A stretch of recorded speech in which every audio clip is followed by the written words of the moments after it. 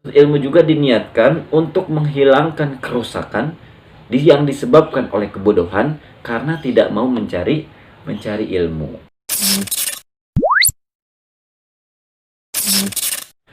Assalamualaikum warahmatullahi wabarakatuh. Alhamdulillah wassalatu wassalamu ala Rasulillah, amma ba'du. Salam sejahtera bagi para penuntut ilmu. Di sini kita akan melanjutkan pembahasan kita di kitab Ta'limul Muta'alim, pasal kedua, bagian niat dan baik dan niat yang buruk. Jadi bagi para penuntut ilmu harus mengetahui apa sebenarnya niat dari mencari ilmu. Tentunya niat mencari ilmu ini harus sesuai dengan yang dituntunkan oleh Islam atau yang diinginkan oleh Allah Subhanahu wa taala. Sehingga dalam kita mencari ilmu itu tidak sia-sia. Maka kita akan belajar bagaimana sih niat yang baik dalam menuntut ilmu, dan kita juga akan belajar niat yang buruk dalam menuntut ilmu sehingga kita mengetahui bahwa niat yang buruk itu harus kita hindari.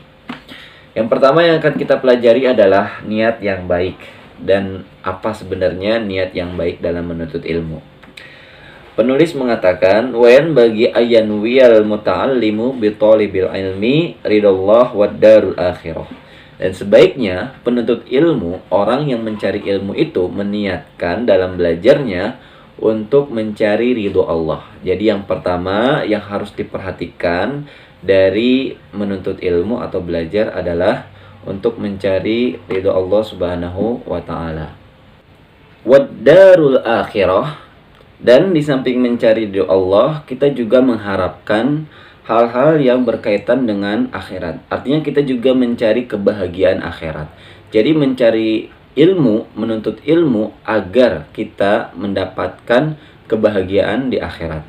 Sama seperti halnya sabda Nabi Muhammad SAW, "Man kharaja fi talabil ilmi fahuwa fi sabilillahi hatta yarji'a." Barang siapa yang keluar dalam mencari ilmu, maka sesungguhnya dia berada di jalan Allah sampai dia kembali. Kalau kita berada di jalan Allah, maka kita akan mudah dalam mencapai kebahagiaan di akhirat kelak. Sama seperti halnya hadis Nabi Muhammad SAW yang bunyinya, "Man salaka tariqan yaltamisu fihi ilman, sahhalallahu lahu bihi tariqan ilal jannah."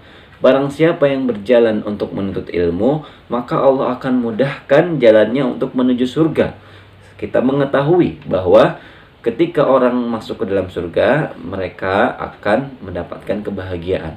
Maka dalam mencari ilmu pun kita harus meniatkan agar kita menjadi orang-orang yang bahagia kelak di akhirat. Amin amin ya rabbal alamin. Wa izalatul jahli an nafsi wa an sairil juhal. Dan juga untuk menghilangkan atau menghapuskan kebodohan diri sendiri, dan juga untuk kebodohan atau menghilangkan kebodohan kebanyakan orang. Artinya apa? Kerusakan sesuatu itu karena ketidaktahuan. Kerusakan sesuatu itu karena kebodohan. Maka dalam kita mencari ilmu, supaya kita mengetahui sesuatu, supaya juga kita mengetahui mana yang baik dan mana yang buruk, dan kita terhindar dari hal-hal yang merusak itu. Jadi menuntut ilmu juga diniatkan untuk menghilangkan kerusakan yang disebabkan oleh kebodohan karena tidak mau mencari ilmu. Nah, orang-orang yang mencari ilmu, penuntut ilmu, kalau misalkan banyak di suatu negeri itu orang-orang yang berilmunya, maka semakin tinggi peradaban yang baik yang ada di negeri itu. Berbeda dengan orang-orang yang masyarakatnya itu juhal, orang-orang bodoh yang tidak mengetahui ilmu, maka bisa dikatakan akan menjadi kerusakan. Seperti halnya dulu sebelum diutusnya Islam, masyarakat di sana disebut dengan masyarakat jahiliyah.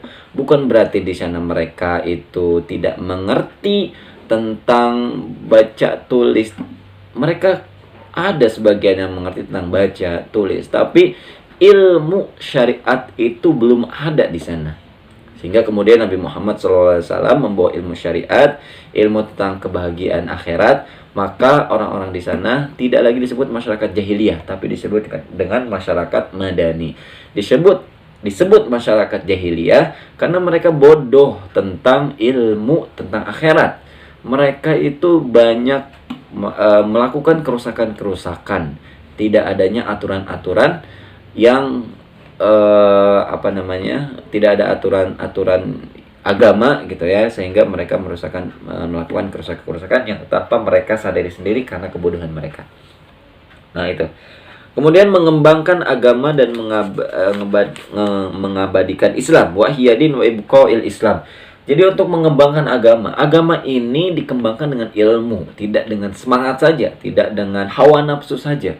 Banyak orang sekarang itu menyampaikan ilmu, ya, bukan menyampaikan ilmu, dengan semangatnya mereka memberikan semangat kepada orang-orang seperti ini. Kalau tanpa ilmunya, maka yang terjadi adalah kesesatan. Berapa banyak? Gak berapa banyak. Ada sebagian dai yang kemudian dia memberikan ceramah hanya dengan semangat saja tanpa ilmu. Maka yang terjadi apa? Kerusakan. Jadi menyampaikan nilai-nilai Islam pun tidak hanya dengan semangat saja, tidak hanya dengan retorika saja, tidak hanya dengan lucu-lucuan saja, tapi juga harus dengan ilmu. Kalau hanya dengan semangat retorika saja, maka yang terjadi adalah penyesatan. Karena menyampaikan sesuatu, menyampaikan nilai-nilai agama harus dengan ilmunya.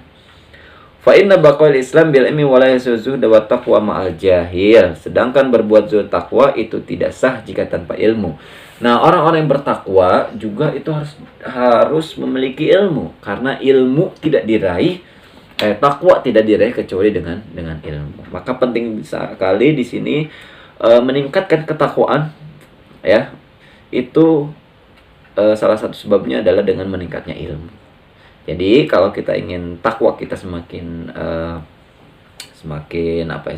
tinggi, takwa kita semakin bagus di hadapan Allah, maka kita juga harus mempelajari ilmunya. Seperti itu ya. Nah, setan juga ya, syaitan itu juga lebih takut orang alim dibandingkan orang abid. Ya. Setan lebih takut orang alim karena mengetahui tentang ilmunya dibandingkan takut dengan abid, orang yang ibadah. Wa ansyada Syekhul Imam Ajallul Astadzu Burhanuddin Sahibul Hidayah Syi'rul li Ba'dim. Jadi ada syair yang disampaikan oleh Al-Imam Ajal, ya, Imam Burhanuddin, ya, mendatangkan syair yang isinya adalah fasadun kabirun alimun alimun mutahidkun. Hancur lebur orang alim tidak teratur. Jadi orang alim, orang yang memiliki ilmu itu akan hancur jikalau tidak teratur. Wa akbaru minhu jahilun mutanassik. Lebih hancur lagi orang jahil yang ngawur.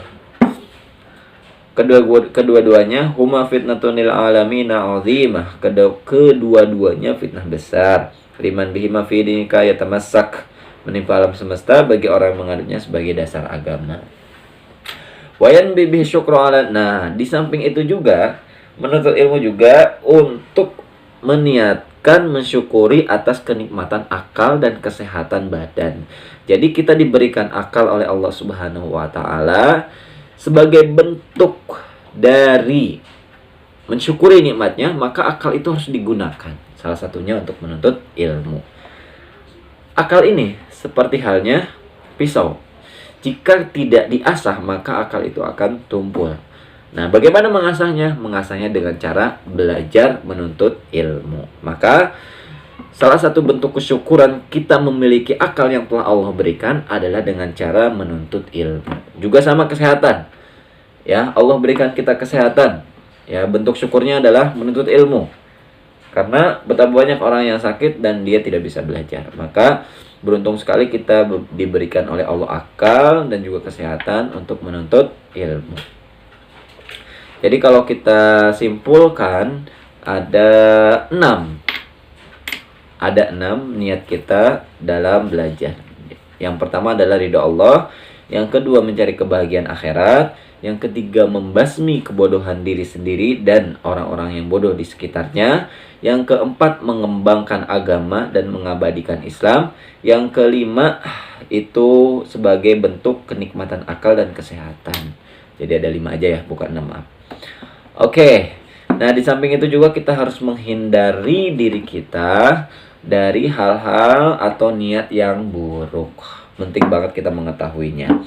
Yang pertama, niat yang buruk atau niat yang harus kita hindarkan adalah satu, ya, wala yanwi bi iqbalin nas, mencari popularitas supaya dikenal, supaya masyhur, supaya terkenal. Enggak. Ya, tidak boleh mencari popularitas. Cukuplah kita memberikan manfaat, namun nama kita juga tidak terkenal nggak apa-apa. Karena betapa banyak juga orang yang tidak terkenal tapi ilmunya itu bisa dirasakan manfaatnya, gitu ya. Jadi niatkan kita untuk tidak mencari popularitas. Yang kedua, tidak juga untuk mencari walastijlabi khutobid dunya, tidak mencari harta dunia, artinya tidak mencari kekayaan di dunia.